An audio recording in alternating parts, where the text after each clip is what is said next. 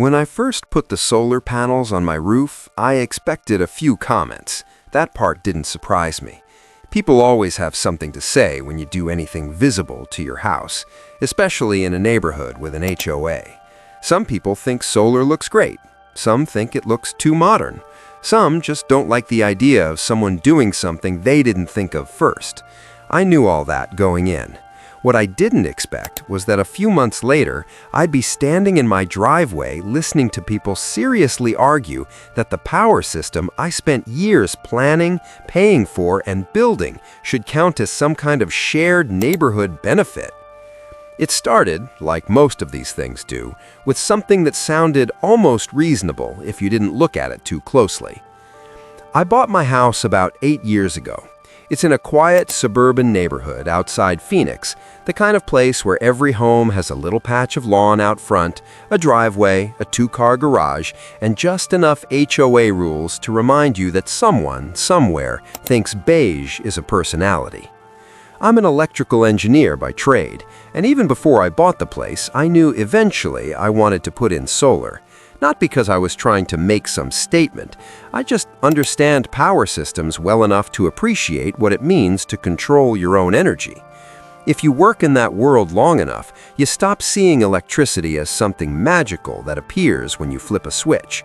You start seeing the whole chain behind it: generation, storage, load balancing, redundancy, loss, reliability.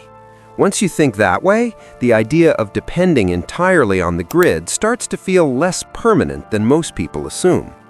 So, after I moved in and settled, I started planning.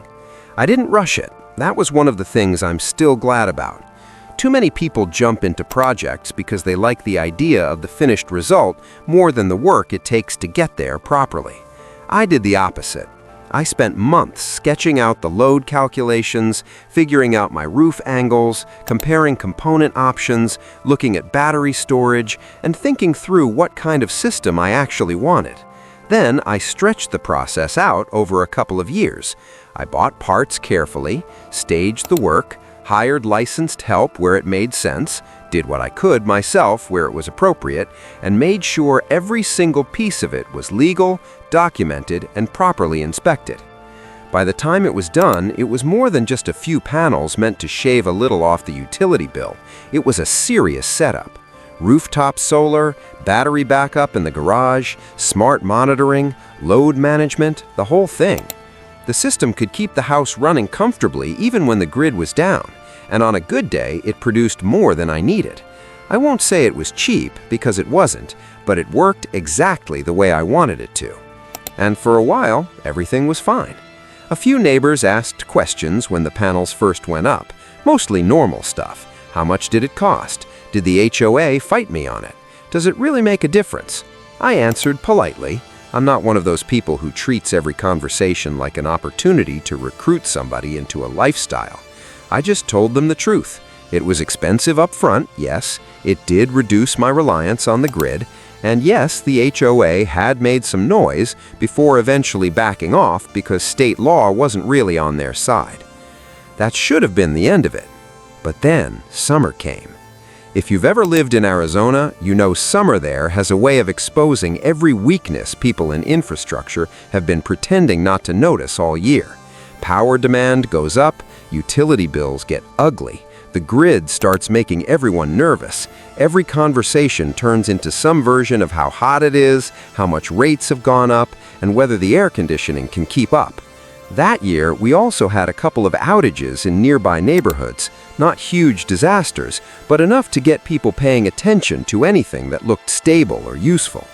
That was when my solar setup stopped being a curiosity and started becoming, in some people's minds, an opportunity.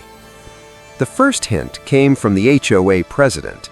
She lived 3 houses down and had the kind of personality that grows larger the moment it gets attached to a title.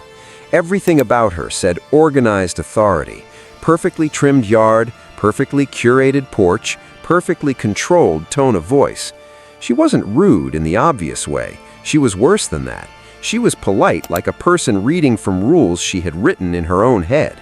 For years, she had treated the HOA as a kind of mini-government, even though most of what it actually did was send reminder emails and complain about trash can visibility.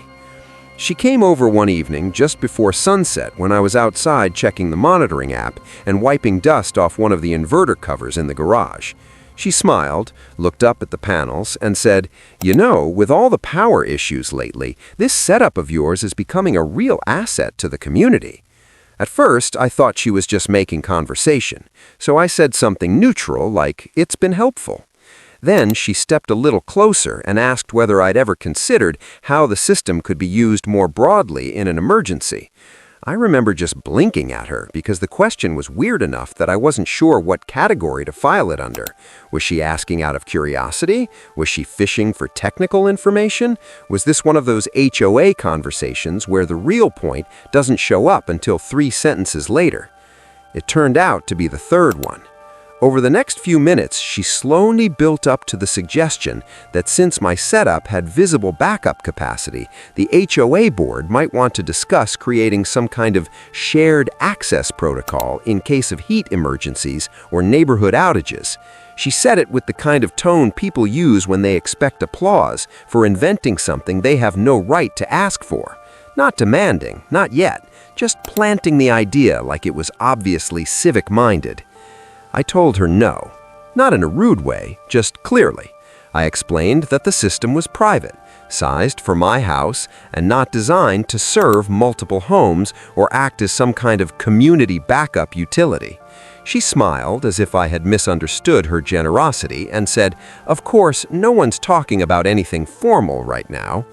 That sentence should have reassured me. It didn't.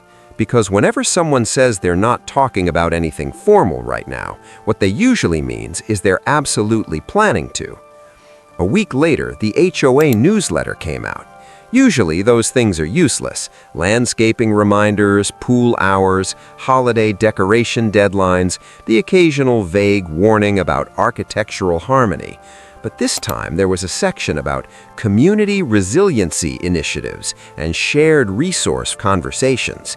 It never used my name, but it didn't need to. There was a paragraph about residents who had invested in private infrastructure that could potentially benefit the broader neighborhood during utility instability. Then there was a line about the board exploring ways to encourage cooperative solutions. I sat in my kitchen and laughed out loud when I read it, partly because it was so ridiculous, and partly because that was preferable to getting immediately angry. They were testing the language. That's how these people operate. They don't start with a direct demand unless they're sure they'll get away with it. They start with softening the ground, terms, community-minded language, the suggestion that refusing to hand over something you built somehow makes you selfish because other people can imagine a use for it. Over the next couple of weeks, the pressure got more obvious. Neighbors started bringing it up, but in a weird, indirect way that made it clear they weren't all acting independently. One guy at the mailbox asked whether I could run a couple fridges during an outage. A woman down the street asked if my garage batteries could handle medical charging support if needed. Someone else asked if the HOA might put a shared extension access point somewhere central if a few homeowners contributed. That last one actually made me stop for a second. Shared extension access point.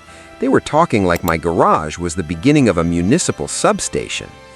I kept answering the same way. It's a private residential system. It's sized for this house. It is not a neighborhood utility. It is not open access. It is not communal infrastructure just because you can see the panels from the street. Most people backed off after that. The HOA didn't. About a month later, I got a formal email from the board requesting my attendance at the next monthly meeting. The subject line was something bland like emergency preparedness discussion.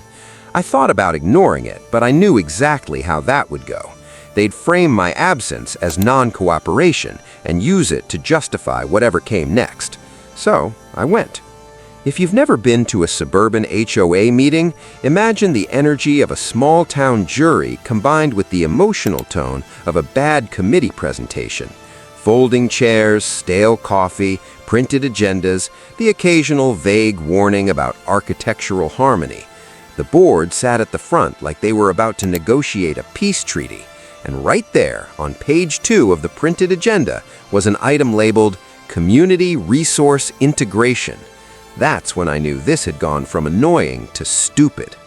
The HOA president introduced the topic with a lot of polished language about heat risk, neighborhood resiliency, and the value of collective planning.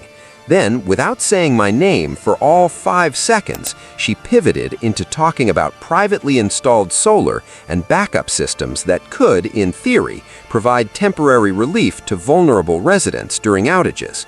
She made it sound noble, almost obvious, like we were discussing who would bring extra folding tables to a block party, instead of whether one homeowner should be expected to open up thousands of dollars of personal infrastructure because the board liked the concept.